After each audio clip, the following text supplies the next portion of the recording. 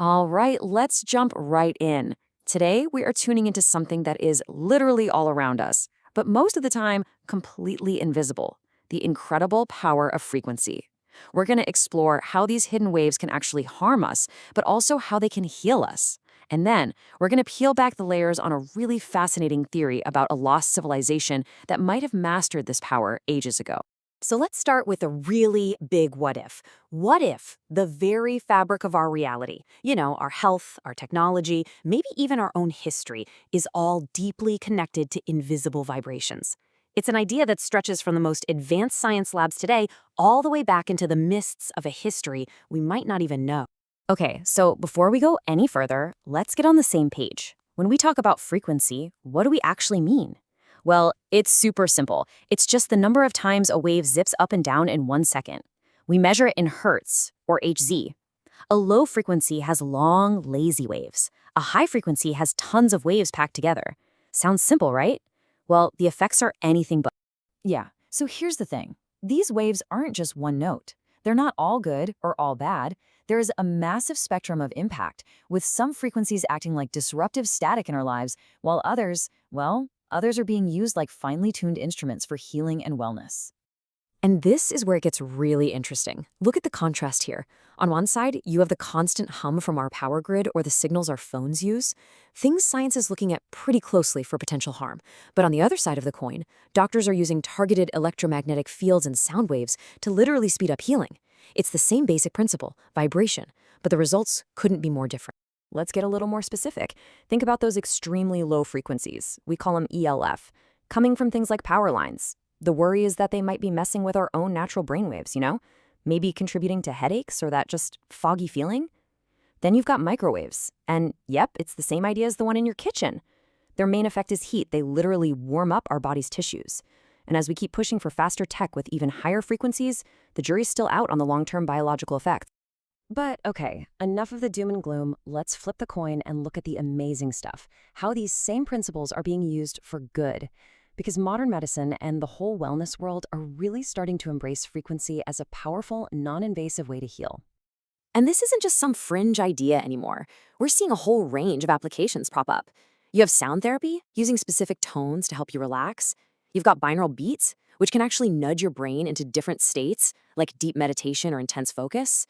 And then there's the really high-tech stuff, like PEMF therapy, which uses electromagnetic pulses to help your body heal itself right down at the cellular level.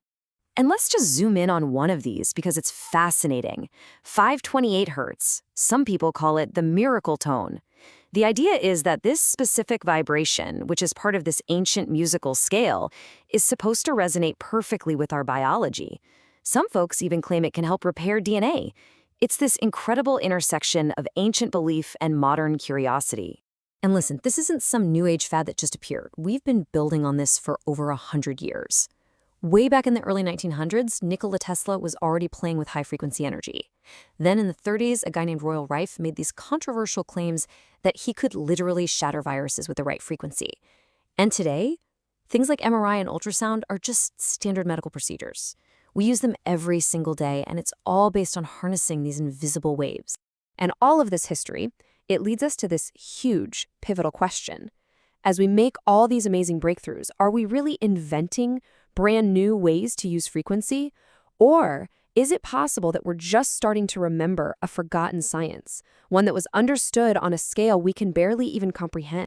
And that question, it opens the door to something pretty wild. It takes us into this captivating theory about a lost global civilization. Some call it Tartaria. And the theory goes, they didn't just understand frequency, they built their entire world on it. Now, we're looking at this as a theory, an alternate lens to view our past. So the basic idea is this. Once upon a time, there was this worldwide empire that had completely mastered the physics of vibration and resonance. They supposedly used it to create free energy, to construct unbelievable buildings, and to keep their entire population in a state of perfect health. And then, poof. According to the theory, some cataclysm or maybe even a deliberate cover-up wiped them clean from our history books. So what would that even look like? A whole civilization powered by sound and vibration? The theory attempts to piece together clues, creating what you could call a sonic blueprint for this lost society. And at the very heart of it all, supposedly, was water. But not just for drinking, for power. Picture this, a huge hydraulic system that uses swirling vortexes and specially tuned chambers to basically energize the water, turning the whole city's plumbing system into a grid that delivers both pure water and vibrational energy to every single home. And this energy wasn't just for, turning on the lights. The theory suggests their entire architecture was a form of public medicine. Those huge city bells, not for telling time, but for broadcasting healing frequencies over the whole population. Buildings were supposedly made of materials that would resonate, with metal rods in the walls and water pipes acting like a citywide nervous system, carrying these healing vibes everywhere. The whole city was basically a giant healing instrument. So you're probably asking, okay, where's the proof? Well, supporters of this theory point to all the magnificent, ornate architecture you see all over the world, buildings that just seem way too advanced for their time.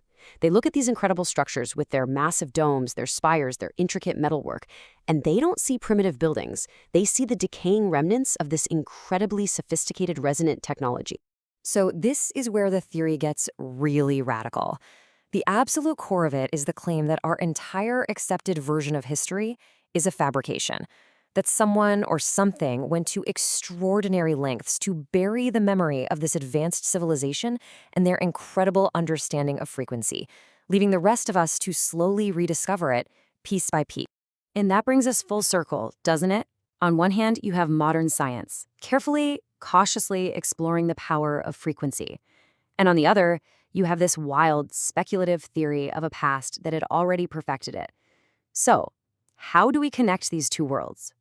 Well, this table lays it out perfectly. Look at the goals. They're the same. We want healing, we want energy, we want infrastructure. Modern science comes at it with tools like PMF therapy and our electrical grid. The Tartarian theory suggests they got the same results using things like sonic bells and hydraulic resonance. It's like two completely different paths leading to the exact same mountaintop, mastering the power of vibration. And looking forward, where our scientific path is taking us is mind-blowing. In medicine, we're talking about non-invasive surgery using nothing but focused sound waves. We're developing ways to monitor the health of our entire planet through its vibrations. And for you and me, imagine personal wellness tech that constantly optimizes our bodies in real time. The future of frequency is, wow, it's incredibly exciting. Which leaves us with one last big question to chew on. As we push forward into this amazing new frontier of technology, are we truly innovators breaking new ground? Or are we actually more like archaeologists, dusting off the echoes of a lost harmony, slowly, piece by piece, remembering a science that was once known to the entire world?